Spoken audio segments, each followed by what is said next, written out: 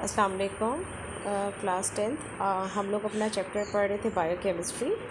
उसमें हमने अपने जो प्रीवियस लेक्चर्स हैं उसमें कार्बोहाइड्रेट का इंट्रोडक्शन देख लिया, मोनोसेक्राइड्स एंड ओलिगोसेक्राइड्स की डिटेल पढ़ी थी। आज हमने बेसिकली कार्बोहाइड्रेट की जो थर्ड कैटेगरी है दैट इज़ पॉलीसेक्राइड्स, उसके बारे में स्टडी करने के पॉलीसेक्राइड्स क्या होते हैं और उनकी क्या प्रॉपर्टीज़ हैं। उसके अलावा हमने sources and uses of carbohydrates पढ़ने हैं कि कार्बोहाइड्रेट्स को हम किन किन सोर्सेज से ऑब्टेन कर सकते हैं और फिर ये कार्बोहाइड्रेट्स हमारी बॉडी में कहाँ कहाँ यूज़ होते हैं। ठीक है, सबसे पहले हम देखते हैं पॉलीसेक्राइड्स। पॉलीसेक्राइड्स क्या हैं? Polysaccharides basically are macromolecular carbohydrates. What does it means? Macromolecular means कि जो लार्जर, मैक्रो का मीन्स होता है लार्जर, ये लार्जर मॉलिक्यूल्स होते हैं that consist of hundreds to thousands of monosaccharides.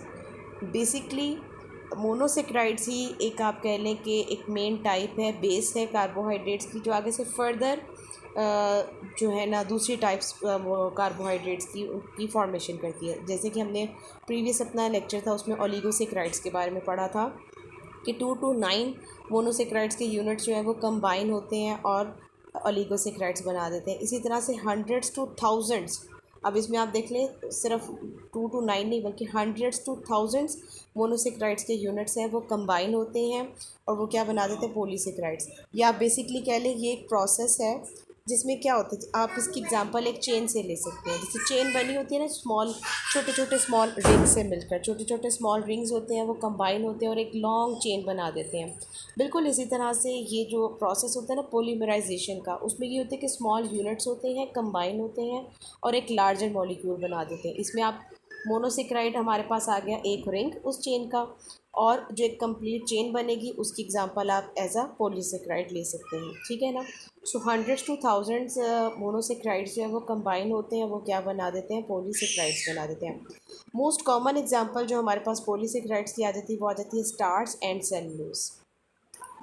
अब इनकी प्रॉपर्टीज़ क्या है पॉलीसेक्राइड्स की? They are amorphous solid. हमने नाइन्थ का जो चैप्टर है हमारा फिज़िकल स्टेट्स ऑफ मैटर, उसमें हमने सॉलिड्स की जो है वो शेप्स के बारे में स्टडी किया हुआ। एक होते हैं एमोर्फस और एक होता है क्रिस्टलाइन। एमोर्फस मीन्स शेपलेस, यानी जिसकी कोई प्रॉपर एक शेप नहीं होती, 3 डायमेंशनल शेप नहीं होती, उसको हम क्या बोलते हैं? एमोर्फस।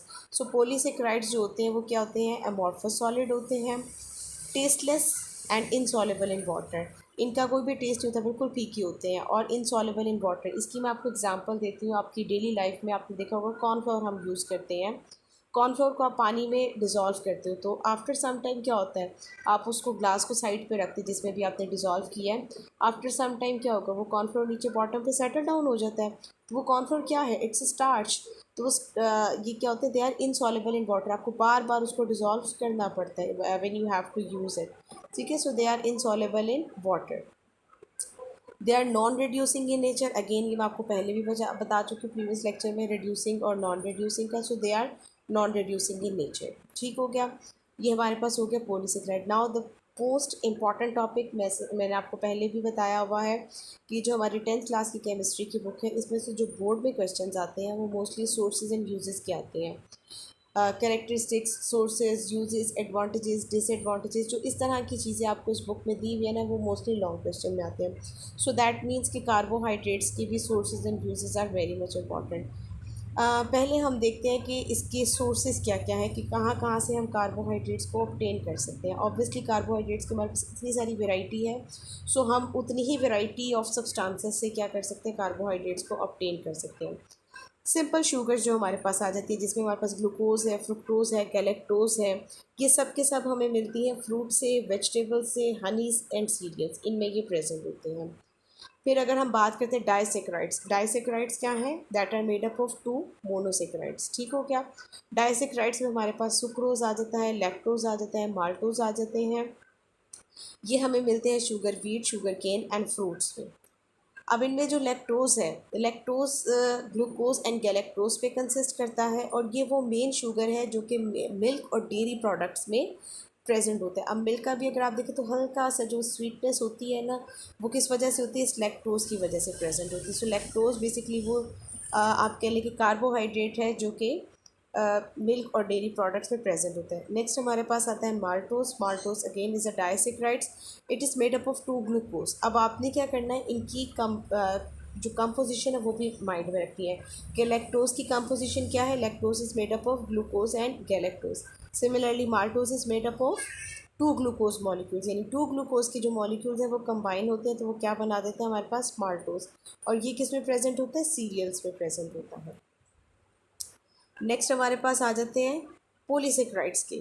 ठीक है, प्रीवियस अगर आप देखें सिंपल शुगर जो है वो हमारे पास मोनोसेक्राइड्स में आ जाते हैं. डाइसेक्राइड्स जो आपने सोर्सेज पढ़े हैं वो आप कह लें कि बेसिकली ओलिगोसेक्राइड्स के हमारे पास सोर्सेज हैं.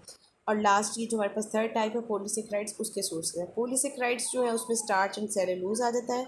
स्टार्च जो है वो सीरियल्स में व्हीट, बार्ले, मेज, राइस इनमें प्रेजेंट होती है.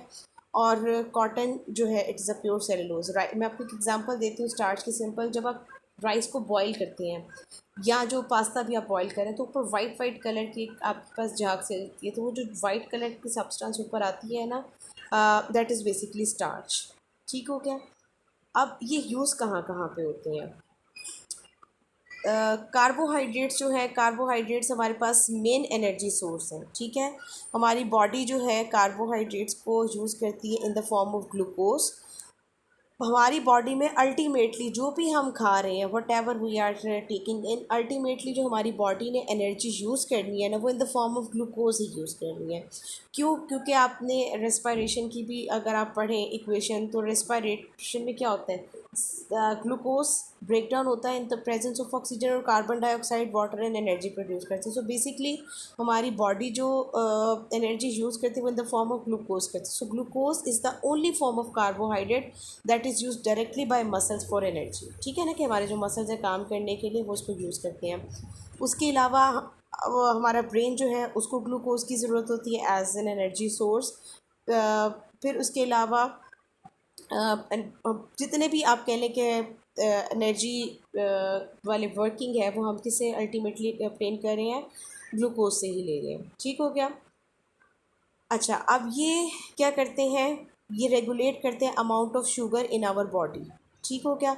अगर हमारी बॉडी में शुगर लेवल लो हो जाए तो that term is called as hypoglycemia. ठीक है, और ये हाइपोग्लाइसीमिया से क्या होता है, ऑब्वियसली आपका एनर्जी लेवल इतना डाउन हो जाता है कि से आप इतने, अगर आपको मैं इसको कॉमन वर्डिंग में बताऊँ तो जिससे आपको कहने की बहुत ज़्यादा वीकनेस फील होती है, आप ठीक से काम नहीं कर सकते हैं. So that condition is called as hypoglycemia. और ये हाइपोग्लाइसीमिया कब होता है कि जब आपकी बॉडी का एनर्जी लेवल डाउन चला जाता है. और एनर्जी लेवल डाउन कब जाता है, जब आपने खाना नहीं खाया होगा, आपने अपना मील जो है वो टाइम पे नहीं लिया होगा, और आप अपना मील ना ले, एक तो आपने मील नहीं लिया हुआ and you are doing heavy exercise और एनी काइंड ऑफ वर्क, तो उस केस में आप कह लें कि ये कंडीशन आ सकती है हाइपोग्लाइसीमिया की. अच्छा, उसके अलावा ये हमारी बॉडी को क्या करते हैं, एसेंशियल न्यूट्रिएंट्स प्रोवाइड करते हैं उस बैक्टीरिया को. अब एक बैक्टीरिया होता है जो कि हमारी इंटेस्टाइनल ट्रैक्ट में रहता है. ये बैक्टीरिया बेसिकली क्या करता है, हमें डाइजेशन में हेल्प आउट करता है. सो उस बैक्टीरिया को जो न्यूट्रिएंट्स चाहिए होते हैं वो भी कार्बोहाइड्रेट से मिलते हैं. Then normal bowel functioning, dietary fibres जो होते हैं वो हमारी नॉर्मल बाउल फंक्शनिंग में हेल्प आउट करते हैं. नॉर्मल बाउल फंक्शनिंग मीन्स कि हमारी बॉडी से जो फीसेस होते हैं उसको आराम से बॉडी से हमारे एक्सक्रीट आउट कर देते हैं. That is very much important for our body. आपने पढ़ा होगा, हमने अपनी बायोलॉजी में भी पढ़ा है कि जो कॉन्स्टिपेशन होती है वो किस तरह से आप कह लें कि हमारी बॉडी के लिए नुकसानदेह होती है. वो इट्सेल्फ एक डिज़ीज़ है. ठीक हो क्या. नेक्स्ट हमारी ये बॉडी में जो कोलेस्ट्रॉल लेवल है उसको मेंटेन रखते हैं, रेगुलेट करते हैं, उसका लेवल जो है वो लो रखते हैं. फिर ये क्या करते हैं, हमें प्रोटेक्ट करते हैं फ्रॉम क्रैम्पिंग. जो मसल्स में क्रैम्प्स आते हैं ना, आपने अक्सर देखा होगा कि आप जिसको हम आम जुबान में कहते हैं बल पड़ जाते हैं. कई बार ऐसा होता है सो के उठे टांग में एकदम से खिंचाव सा हो जाता है, कोई काम कर रहे हैं तो एकदम से मसल में खींच आ जाती है. तो ये सारा that is called as cramping. तो बेसिकली कार्बोहाइड्रेट्स हमें इस क्रैम्पिंग से जो है वो प्रिवेंट करते हैं. ठीक हो गया. आज हमने यहीं तक पढ़ना था. कल इंशाल्लाह हमारा जो नेक्स्ट लेक्चर होगा उसमें हम प्रोटीन्स के बारे में स्टार्ट करेंगे, जो नेक्स्ट आप कह लें कि हमारा एक इम्पॉर्टेंट बायोमोलिक्यूल है. Thank you so much.